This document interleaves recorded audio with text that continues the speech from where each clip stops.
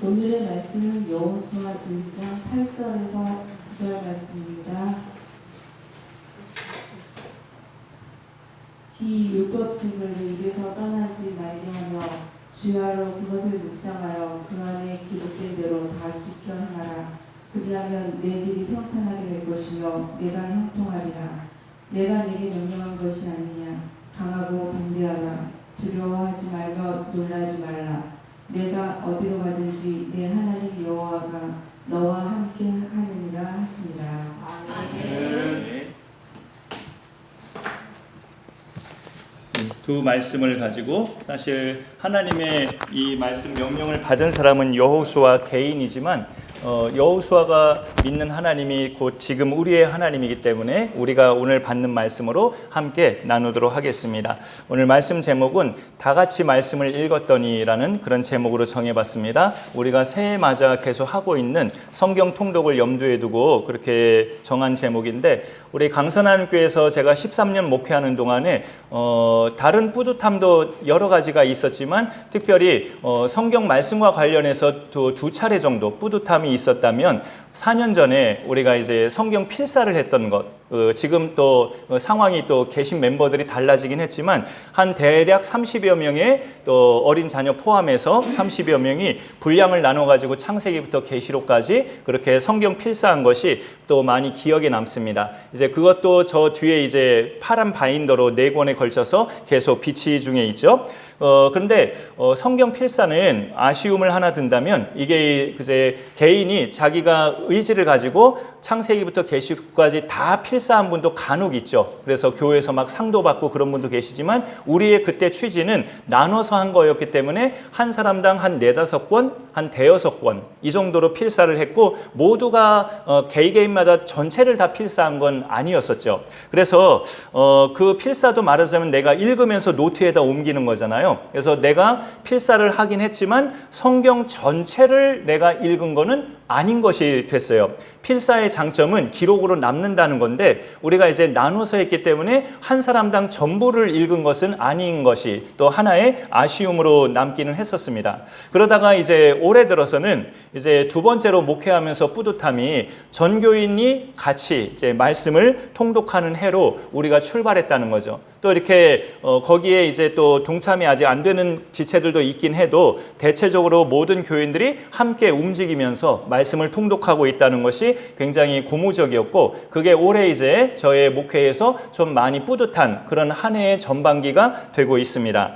해마다 성경 읽기 광고는 늘 예배 시간에 했었지만 일부 몇 분들만 늘 통독을 했었고 이렇게 전체적으로 한 건 아니었잖아요. 그러다가 이제 올해는 각자 읽은 분량을 하루 동안에 읽을 분량을 읽고 단톡방에 읽었다는 표시를 자꾸 올리고 서로 올리다 보니까 서로 이제 많은 분들이 동참하게 되는 계기가 됐어요. 저 개인적으로는 이제 그렇게 한번 해보고 싶어서 한 건데 휴대폰 녹음을 하면서 소리 내어서 읽고 이제 올렸죠. 그것도 이제 좋은 점은 좋은 점인지 번거로운 점인지 모르겠는데 폰에 다 이제 남게 되죠. 제가 녹음한 걸 다 이제 저장하니까 다 남게 되고 단톡방에도 올리니까 거기 단톡방에도 계속 남게 되고 그런 또 남음이 있게 돼요. 근데 이제 말씀을 소리내어서 읽으면 우리가 믿음의 신앙의 관점으로 하나님을 믿는 사람으로서 우리가 말을 해본다면 하나님 그분이 내게 하신 말씀을 내가 소리내면은 내가 그 말씀을 선포하는 사람이 되는 거죠. 그런데 이제 선포라는 것은 누군가가 듣는 사람이 있어야 이제 내가 말하는 게 선포가 되는데 아무 듣는 사람이 없으면 그냥 나 혼자 말하는 것이 아닌가 생각할 수도 있지만 왜 시편에 보면 시인이 자기 자신한테 내 영혼아 네가 어찌하여 낙심하고 좌절하느냐 이런 말씀이 있잖아요. 자기가 자기한테 선포하는 말씀이 시편에는 있더라고요. 그래서 그런 점을 볼 때 아무도 없는 공간에서 나 혼자 말씀을 읽는 것도 내가 나한테 선포하는 것이 될 수 있죠. 그리고 기왕에 또 누가 같이 있다면 그 사람 귀에도 내가 하나님 말씀을 선포하는 것이 되는 거죠. 내가 말씀을 소리내어서 읽는다면. 근데 이제 우리가 잘 느낄 수도 있고 못 느낄 수도 있지만 내가 말씀을 소리내서 읽고 선포하듯이 읽으면 마귀가 물러가고 내 안에 더러운 것들이 빠져나가는 그런 영적 체험을 같이 할 수가 있습니다. 오늘 말씀 8절에 이 율법책을 내 입에서 떠나지 말게 하며 라는 말씀이 나오고 있죠. 여호수아에게 이 명령을 하신 하나님은 오늘 우리가 예배 드릴 때 예배 받으시는 그 하나님이에요. 동일하신. 그러니까 그 명령은, 이 8절의 명령은 우리한테도 주시는 명령이라고 받을 수 있다는 거죠. 하나님 말씀을 입에서 떠나지 말게 하래요. 어떤 방법을 통해서 내 입에서 늘 하나님 말씀이 머물게 할 수 있느냐? 주야로 묵상하는 걸로. 주야로 묵상하는 방식이 내 입에서 말씀을 떠나지 않게 하는 겁니다. 여기 8절에 주야로 묵상하라는 이 말이 쉬운 성경을 보면 밤낮으로 읽으라는 그런 뜻으로 되어 있어요. 밤낮으로 소리내어서 읽으라고. 그러니까 소리내어서 읽으라는 표현이 되죠. 그런데 단순히 읽는 것이 아니라 음식을 먹을 때 음미하면서 먹는다는 말이 있잖아요. 배가 고파서 음식을 먹고 있는데 여러분 중에 그런 분들이 계실까요? 아무 느낌 없이 음식만 입속으로 쑥 집어넣는 사람. 맛도 모르고 그냥 음식만 쑥 집어넣고 삼키고 하는 사람. 그러다가 이제 위장병 걸리겠죠. 그러면 씹지도 않으면. 단순히 이제 읽는 것은 그런 걸로 비유될 수 있어요. 우리가 씹지도 않고 맛을 음미하지도 않고 그냥 이제 넘기는 거. 그러면 이제 말씀의 영향력이 별로 없죠. 음미하면서 맛있다 이거 음미하면서 꼭꼭 씹어 먹고 또 골고루 먹고 해야 배도 채워지지만 또 내 몸의 영양분도 충분해지죠. 우리가 세상에서 하나님 믿는 사람으로 죽는 날까지 살려면 이 율법책을 네 입에서 떠나지 말게 하라는 명령을 생명처럼 여기고 말씀을 읽어야 합니다. 말씀을 먹어야 해요. 2026년을 맞아서 5월이 끝나가고 있는데요. 많은 지체들이 여러분들이 성경 통독에 함께 시작하셨는데 우리 해당하시는 분들 혹시 자신의 삶에 달라진 점이나 가정에서 달라진 점이 있을지 모르겠어요. 그것을 한번 찾아보시면 좋겠습니다. 사실 또 지난달 이번 달이었네요. 아직 5월 둘째 주일인가 그때 3나눔 할 때 그런 나눔을 하기도 했었어요. 상반기 중에 자기에게 달라진 점, 생겨난 일들 이런 것들을 나누게 했는데 제법 많은 것들을 계신 분들이 나누더라고요. 혹시 또 다른 여러분들의 간증거리가 생기면 차후에라도 꼭 알려주시고 또 복된 나눔이 되면 좋겠습니다. 저는 저 개인적으로 뭐가 달라지고 우리 가정의 어떤 변화보다 교회를 생각해 봤는데요. 교회를 생각해 봤는데 우리가 뭐 한 분도 빠짐없이 다는 아니더라도 그래도 다 같이 성경 읽기를 하니까 하나님께서 우리 교회에 부어주신 은혜를 하나 발견하게 되는데 그게 이제 오늘은 조금 약간 그렇지는 않아요. 오늘은 좀 그렇진 않은데 5월을 몇 주 동안을 돌이켜 보니까 성비의 균형이 생겼어요. 교회에. 우리 교회는 몇 달 전만 해도 대단히 여초 현상이 심한 교회였어요. 남자라고는 저하고 성인 남자, 저하고 집사님 한 두 분 정도, 그리고 계속 수요일마다 나가는 이 공원 전도에서 계속 알게 된 분 중에 재작년 추수감사주일에 처음 오셨던 분, 그분 정도. 이렇게가 이제 남자였는데 올해 들어서 이제 이번 5월 들어서 첫째 주, 둘째 주, 한 셋째 주 정도까지 구원데이 초청주일부터 시작해서 그 다음 어버이 주일, 그 다음에 이제 계속 우리가 돌아볼 때 남자와 여자의 성비 균형이 느껴지는 5월 한 달이었어요. 그것을 볼 때 다 같이 우리가 성경 읽기를 하다 보니까 하나님께서 우리 교회에 부어주신 은혜 가운데 하나가 성비의 균형을 이루게 하시는 그런 은혜를 부어주셨구나라는 것을 제 자신이 발견해 봤습니다. 초청주일 때 다 같이 찍었던 사진이 있는데 그때 노래하는 아저씨들과 같이요. 한번 볼까요? 예. 저 사진 속의 인원이 23명인데 남자가 12, 여자가 11명이에요. 그래서 남초 현상을 이룬 사진이었어요. 예, 유일하게였나? 우리 교회 역사상 남초 현상을 이루었던 주일. 그래서 남자 12분, 여자 11분의 그 23분이 저렇게 찍어졌습니다. 저 사진을 보면서 그날도 생각해 봤어요. 오늘은 남자분이 좀 더 많이 오셨네? 라고 생각해 보다가 그날 밤에 집에서 곰곰이 생각해 봤는데 우리 교회가 새해 첫날부터 다 같이 성경 읽기를 하고 있었다는 게 떠올려지면서 다 같이 성경 읽기를 하니까 하나님이 우리 교회에 부어주신 은혜가 남성의 수를 회복시켜 주시는 것, 이 부분이 하나님께서 부어주신 은혜였다는 것을 제 자신이 발견하게 됐습니다. 작년 6월부터 한 10달 정도 우리 교회에서 같이 든든한 버팀목으로 신앙생활 같이 하셨던 우리 은퇴 목사님 내외분 계셨잖아요. 지난 3월 말에 저기 또 부천 한복판으로 이사하셔서 이제 부득이 이제 그 근방의 교회를 정하시고 다니고 계시는데 한 달 정도 그 두 분의 빈자리가 막 느껴지면서 허전한 거예요, 마음이. 그 기분이 어떤 기분이었냐면 이런 기분이었어요. 그동안에 집안에서 자식이 둘 있었다가 그 중에 한 자식이 멀리 부산으로 이사한 것 같은, 그래서 한 자식이 집에 없이 텅 비어있는 그런 기분이었어요. 성도님이 같이 계시다가 사라지니까 집안에 자식 한 명이 없어진 것 같은 그런 기분이더라고요.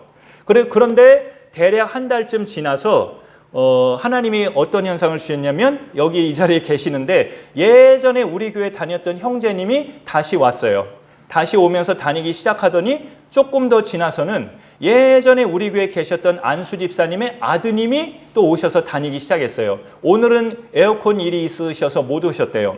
그러더니 5월 3일 초청주일에는 공원전도에서 계속 배웠던 분 중에 한 분이 오셨어요. 김두웅 선생님이 오셨고, 그 다음 어버이 주일에는 그 김두웅 선생님이 민경대 선생님이라는 분을 또 데리고 오셔서 같이 또 오셨어요.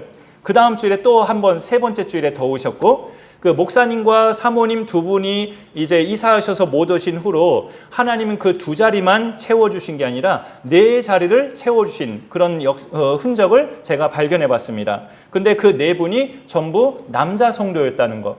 그 덕분에 이제 남녀 성비의 균형이 이루어진 5월 한 달의 예배를 떠올려 봤어요.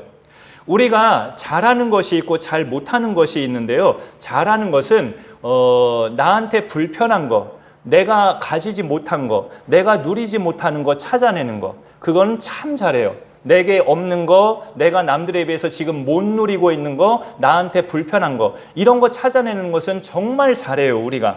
그런데 그런 것만 찾아내면 범사에 감사는 당연히 없죠. 그리고 늘 원망, 불평과 짜증이 일상이 될 수밖에 없죠. 그러면 내가 누리고 있는 거, 지금 내가 받은 복들, 내가 받은 은혜들, 이런 것들을 잘 못 찾아요, 우리가. 그 이유는 찾아보려는 시도를 안 해서 그래요. 찾아보려는 시도를 안 하니까 잘 머릿속에 떠올려지지도 않고, 그 궁극적인 원인은 내 시선이 하나님을 향하였지 않기 때문에 그래요. 몇 달 전에 나눴던 말씀에 그 야곱의 첫 번째 부인 레아가 계속 아들을 낳아주고, 그 야곱이 사랑한 부인 라헬은 자식도 못 낳고 그렇게 계속 있는데, 자기가 아들을 낳아주는 자기는 남편이 거들떠보지도 않았을 때 네 번째 아들 유다를 낳고 나서 이 레아가 시선을 하나님께로 향하잖아요. 그러면서 여호와 하나님께 감사하게 되잖아요. 이런 나를, 남편의 사랑 못 받는 나에게 계속 아들을 주시는 하나님 감사합니다면서 시선을 그녀가 하나님께로 향하니까 그 입에서 감사와 찬송이 흘러나오잖아요. 우리의 시선이 하나님께로 향해 있어야 우리는 나에게 주신 복들을 찾아낼 수 있어요. 그렇게 찾다 보면 반드시 여러 가지 복들이 나오게 됩니다. 그럼 우리 가운데 범사의 감사가 막 일어나고, 또 영적으로 또 육적으로 건강이 회복되는 그런 축복도 받게 되죠. 다 같이 우리가 말씀을 읽기 시작하고서 또 하나님께서 베푸신 또 하나의 은혜가 있는데, 이거는 또 전체 성도님들이 잘 다 같이 그렇게 모르시는 것일 수도 있고, 일부 몇 분들은 아시지만 이번 봄학기 석 달 동안 어린이 새소식반 전도, 우리 교회가 10년 이상 해오고 있는데요. 봄, 가을로 석 달씩 어린이 새소식반 전도가 어제 12주로 마쳤어요. 봄학기를 어제 12주로 마쳤는데, 매주 토요일마다 나가서 아이들 만나서 그 아이들 앉혀놓고 일종의 해피처치, 밖에서 예배드리는 프로그램이에요. 근데 이번 학기는 한 주도 거르지 않고 일정한 아이들을 매주 토요일마다 만나게 돼서 12번의 새소식반을 어제까지 잘 마쳤다는 거죠. 그래서 저 사진에 보시면 이제 사진이 너무 조잡하고 막 그러죠. 위에 두 번째 사진에는 저 끝에 영선이도 서 있어요. 사진 찍사로 둘째 주에 섬겨줬는데 제가 자주 못 불러서 좀 미안하더라고요. 근데 이제 첫째 칸 사진들에 보면 중학생들 사진이 한 3장인가 있어요. 어린이를 못 만났을 때는 또 함께 했던 전도자들이 중학생들에게 접촉해서 너희들 오늘 우리가 그 강선한교회 선생님들인데 여기 앉아 있어서 우리가 너희들 앞에 왔거든. 한번 하나님 말씀 들려주고 예수님 전하고 싶은데 들어보겠니? 라고 했을 때 우리는 남자 중학생들에게 그런 질문을 했을 때 어떤 답변을 예상하십니까? 혹시 대번에 튕기는 답변을 예상할 수 있잖아요. 저도 그런 예상을 많이 했기 때문에 저희 부부끼리만 세수입반 할 때는 중학생 남자애들에게 잘 안 다갔거든요. 근데 2명의 전도자들이 더 함께하면서 4명이 다가갔을 때 그 2명의 전도자들이 열성적인 전도자들이어서 저 애들에게 말을 걸었을 때 예, 그러세요? 이렇게 말하는 애들이 많았어요. 매 순간마다 애들 답변이 예, 그러세요? 뭐 이렇게 튕기듯이 말을 하는데 그냥 들어보겠다고 해서 그렇게 몇십 분 아이들에게 그 순서대로 찬양하고 또 성구 같이 반복해서 읽고 말씀 전하고 복습 게임하고 또 예수님의 복음 전하고 그런 시간을 중학생들하고 한 3주 정도인가 그렇게도 가졌고 나머지 주간엔 계속 어린이들과 이렇게 은혜 가운데 잘 만나졌습니다. 하나님께 어제 이렇게 감사를 드리면서 이번 봄학기 3개월은 어떻게 12주 동안 한 주도 빠짐없이 아이들이나 학생들을 이렇게 잘 만나줘서 우리가 프로그램을 잘 하고 왔네 라고 이렇게 생각하면서 제 마음에 하나님께 감사하는 마음이 생기면서 떠올려 보니까 연초부터 우리 강선한교회 가족들이 다 같이 성경 통독하고 있었다는 게 생각이 나면서 그게 이어지더라고요. 교회 지체들이 말씀을 읽고 있으면 그 교회는 전도가 막히지 않는다는 걸 알았습니다. 하나님을 믿는 사람들이 말씀을 읽고 말씀으로 무장하면 이어서 일어나는 역사는 전도가 막히지 않는다는 거예요. 이 말씀 읽어볼까요? 그 다음 페이지에 추가 말씀 하나 있는데요. 같이 읽어봅니다. 시작. 마귀의 간계를 능히 대적하기 위하여 하나님의 전신갑주를 입으라. 전신갑주, 머리부터 발끝까지 무장을 하는 게 전신갑주를 입는 거예요.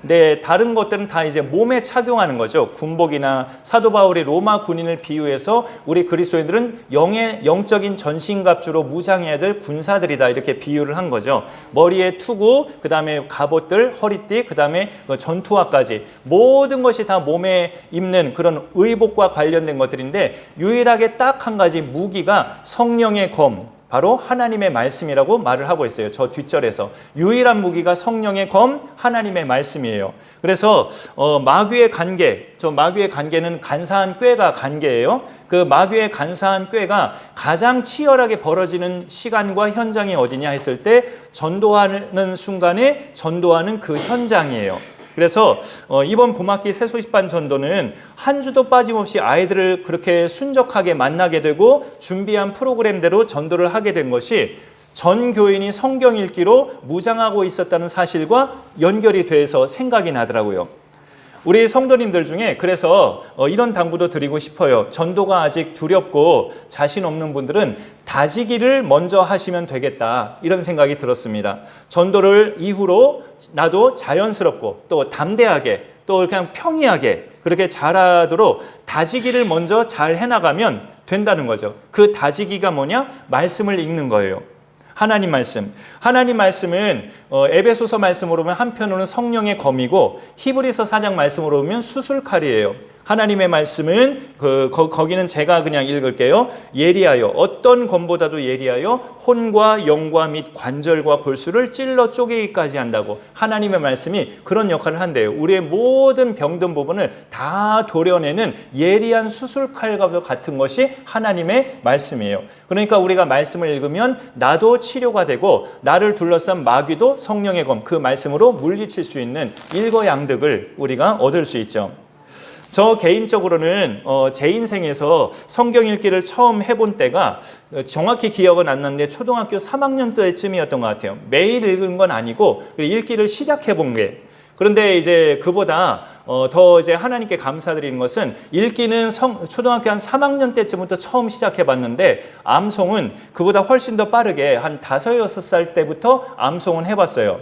둘 다 그런데 교회에서 한 게 아니고 집에서 시작한 거예요. 집에서. 어머니가 저 훈련하신 거죠. 초등학생 때 읽기 시작한 성경은 쭉 읽은 게 아니고 마지못해서 읽었던 시절이었는데 신약을 좀 읽다가 포기하고 구약에서 여러 군데를 찾아보니까 시편의 장수가 되게 짧더라고요. 그래서 그때 그 환희의 기쁨을 느끼면서 앞으로 난 성경을 이 짧은 시편만 반복해서 읽으리라 하면서 계속 시편만 다람쥐 쳇바퀴 돌듯이 초등학생 시절에는 그렇게 읽었던 기억이 나요. 그러다가 중학교 올라와서 중학교 2학년 가을에 이제 신약을 읽기 시작했는데 마태복음서부터 계시록까지 딱 2달 걸리더라고요. 그래서 2달 만에 다 읽었는데 이제 중3 교회에서는 1월부터가 새 학년이잖아요. 중3 1월 달 되고 나서부터 구약 창세기부터 읽기 시작했는데 그 일독을 말라기까지 언제 마쳤냐면 20대 청년 때 마쳤어요.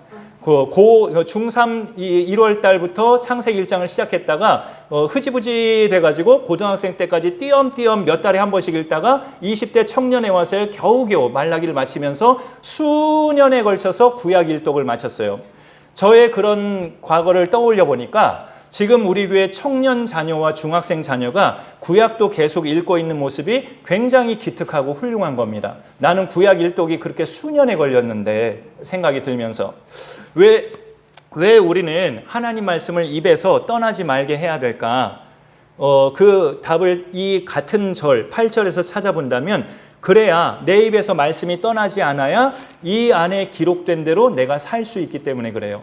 이 안에 기록된 대로 다 지켜 행하라 라는 말씀이 바로 뒤이어서 나오잖아요. 내 입에서 떠나지 말게 하며 주야로 그것을 묵상하여 그 안에 기록된 대로 다 지켜 행하라. 다 지켜 행할 수 있는 비결은 내 입에서 말씀을 떠나지 않게 해야 지킬 수가 있죠. 오늘 이 여호수아 1장 8절의 명령대로 하나님 말씀이 내 입에서 떠나지 않도록 주야로 읽고 묵상한다면 지키면서 사는 것도 이어질 수 있을 거라고 확신합니다. 우리가 어쩌면 오랜 세월 신앙생활 해오면서 입버릇처럼 해왔던 말 중에 하나가 참 하나님 말씀대로 사는 건 쉽지 않아. 이런 말을 우리가 입버릇처럼 해왔을 수도 있어요. 저도 해본 적이 있고 많이 들어본 것도 같아요. 우리가 하나님을 믿지만 말씀대로 산다는 거 참 쉽지가 않네 라는 말을 자주 해봤는데 저는 그것보다 말씀을 읽는 것 자체가 쉽지가 않은 것 같아요. 현대 그리스도인들은 말씀을 읽기 시작하는 것이 쉽지가 않기 때문에 말씀대로 사는 것이 어려운 거예요. 말씀 읽기가 시작이 돼야 말씀대로 살든지 말든지 하지 말씀 읽기조차도 시작이 안 됐는데 말씀대로 사는 게 참 어렵네 이렇게 말하는 것은 어불성설이죠. 그런 점을 우리가 기억하면서 기본은 주야로 읽기, 우리 입에서 떠나지 않게 하는 것, 이것이 시작이 돼야 다 지켜 행할 수 있는 데까지 나아갈 수 있음을 우리가 생각할 수 있어야 됩니다. 그리고 성경 통독을 이렇게 날마다 하면서 사는 거, 저도 이렇게 제가 마치 예심 전도학교 다니기 전만 해도 한 2년 전만 해도 1년 360일 단 하루도 안 빠지고 전도하는 거, 그게 어떻게 가능하지? 저 목사인데도 그렇게 생각했거든요. 예심 다니기 전에는 1년 365일 중에 단 하루도 안 빠지고 전도하는 거, 그게 가능한 일인가? 저는 의문이 들었어요. 근데 거길 다녀보니까 그런 사람들이 많더라고요. 단 하루도 안 빠지고 전도를 해요. 그게 1000일, 2000일을 넘긴 분들도 몇 분들 계시고 대단하더라고요. 그래서 그렇게 다녀보면서 거기에 졌다 보니까 저도 이제 그 생각이 싹 사라졌어요. 하면 되는구나. 그게 하루도 빠짐없이. 성경 통독은 그보다는 쉽잖아요.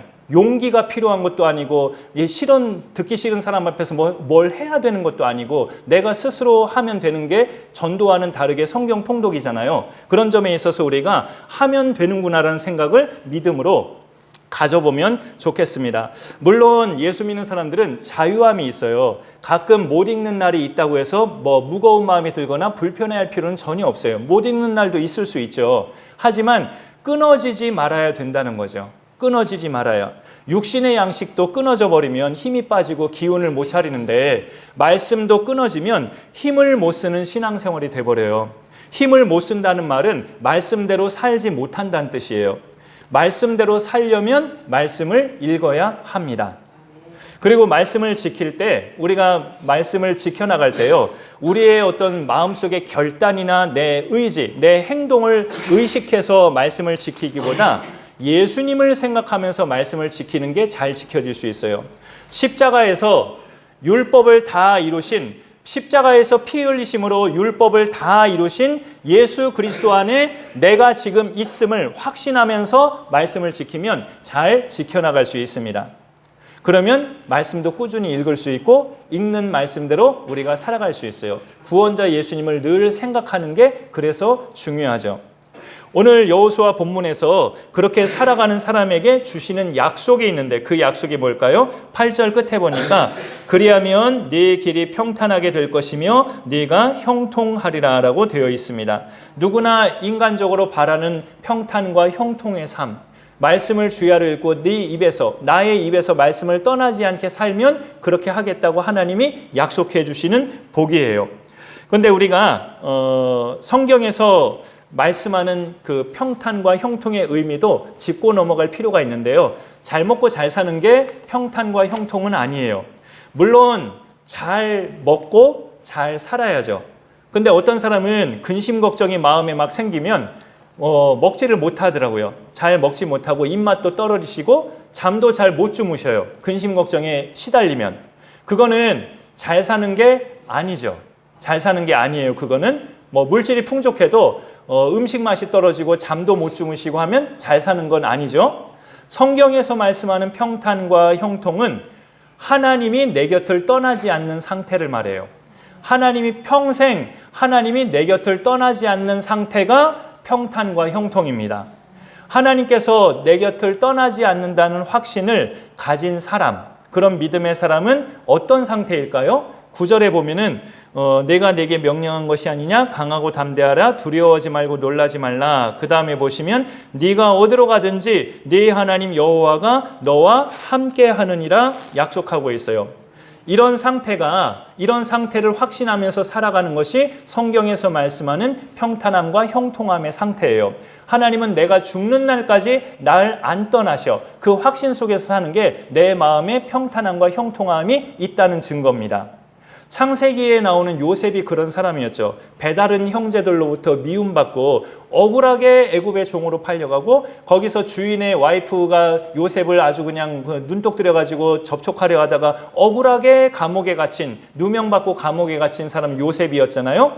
근데 그 창세기 그 본문을 보면 여호와께서 요셉과 함께 하심으로 그가 형통한 자가 되었다고 기록하고 있거든요. 고난 중에도 있는 사람을 고난 중에도 하나님이 떠나지 아니하시는 상태, 그게 그 사람에게 평탄함과 형통함이라는 거죠. 내가 지금 고난 중에 있는데 여전히 내 곁에 하나님이 계시다면 나는 평탄함과 형통함의 과정을 지금 계속 거쳐가고 있는 겁니다. 하나님은 또 우리가 성경을 통해서 보듯이 욥도 결말이 그랬잖아요. 고난 중에 있는 사람을 계속 죽는 날까지 고난 가운데 내버려 두시진 않아요. 하나하나 또 때가 되면 풀어지게 하시는데 그렇게 풀어지는 중에 나는 알게 되는 거죠. 하나님이 왜 나를 그렇게 하셨는지, 왜 나를 그렇게 힘들게 하셨는지 풀어지는 중에 이제 하나하나 발견이 되면서 믿음이 더 단단해지는데 성경은 그거를 형통이라고 합니다. 내 믿음이 더 단단해지고 하나님은 나를 안 떠나고 계셨구나, 이 사실을 발견하면서 살아가는 것이 형통이라고 성경은 말씀하고 있어요. 우리가 이 땅에서 그래서 근본적으로 잘 사는 비결은 육의 양식보다 영의 양식인 하나님 말씀을 내 입에서 떠나지 않게 하는 것, 그 안에 기록된 대로 지켜 행하는 건데, 지켜 행하는 것을 나의 행위로 생각하지 말고요, 순종으로 생각할 수 있어야 합니다. 하나님 말씀 지켜야지, 그래야 내가 복을 받고 내 인생이 이 땅에서도 잘 살다가 천국 갈 수 있지, 그런 생각으로 지키기보다 나 같은 죄인 구원하신 그 하나님의 은혜는 그 무엇과도 바꿀 수 없는 절대적인 가장 큰 은혜 아닌가. 그 은혜가 너무나 커서 나는 그저 그냥 당연하게 그분 말씀에 순종할 수밖에 없다. 그게 내가 사는 길이다. 이런 마음으로 말씀을 지킬 때 교만하지 않고 예수님처럼 살아갈 수 있어요. 말씀 시간은 하나님 말씀을 선포하는 시간이고 그분의 뜻을 전하는 시간인데, 오늘은 이런 표현을 한번 해볼게요. 함께 성경 읽기에 동참해 주신 여러분 덕분에 하나님은 우리 교회에 은혜를 베푸셨어요. 남녀의 균형을 보게 하시는 은혜를 베푸셨고 전도 현장이 막히지 않는 은혜를 베푸셨습니다. 하나님과 사탄의 영적 전쟁이 제일 치열한 곳이 전도 현장이에요. 근데 제가 계속 전도 현장 이러니까 우리가 교회 바깥에 우리가 걸어다니면서 또 접촉해 본 그런 장소들, 저 건너편에 아파트 단지 그런 장소들로 전도 현장을 생각할 수 있는데, 전도 현장 중에 전도 현장은 집안이에요. 집안. 우리의 집안들. 그러니까 믿지 않는 식구가 같이 있는 그런 가정이야말로 또 전도 현장입니다. 그런 곳이야말로 어찌 보면 당사자들은 더 느끼시겠지만 정말 치열한 영적 전쟁의 현장 아닙니까? 믿는 식구들과 믿지 않는 식구가 공존하는 그 가정이야말로 전도 현장이에요. 거기서 우리 믿는 식구들이 잘 버티고 끝내 그 믿지 않는 영혼을 예수께로 인도하는 비결은 내 입에서 말씀을 떠나지 않고 살아가는 겁니다. 턱도 없는 사람한테 성경 말씀 한두 절 들려준다고 해서 그 마음이 열릴까요? 생각할 수도 있지만 틈틈이 선포하면 홈런을 칠 날이 반드시 와요. 홈런을 칠 날이. 혹시 집안 분위기상 내 입으로 선포하듯이 성경 읽는 게 집안 분위기상 불편하시면 간접 선포도 있습니다. 간접 선포. 좀 크게 틀어놓고 말씀을 듣는 거죠. 영상이나 유튜브로. 그러니까 예수님을 거부하는 식구가 같이 듣게끔 틀어놓고 들으면 그게 내 입술로 말씀을 직접 선포하는 건 아니더라도 간접 선포하는 거예요. 하나님의 말씀을. 그래서 그런 역사가 계속 끊어지지 않고 우리가 포기하지 않고 계속 그렇게 씨앗을 뿌리면 홈런을 칠 날이 반드시 온다는 거. 우리가 확신하고 시행을 계속 멈추지 말아야 됩니다. 이 율법책을 내 입에서 떠나지 말게 하라는 그 명령과 그 명령을 지켰을 때 주시겠다는 약속과 명령과 약속을 믿음으로 붙잡으면서 하나님이 항상 나와 함께 하심을 나도 알고 나와 관계된 사람들에게도 알려주고 하는 그런 축복된 인생으로, 축복의 통로, 하나님의 나라를 확장해가는 그런 인생으로 멋지게 살아갈 수 있기를 간절히 축복합니다. 오늘 말씀을 생각하면서 우리 말씀 앞에서 찬양 또 다시 한번 불러보고 봉헌 시간 갖도록 하겠습니다.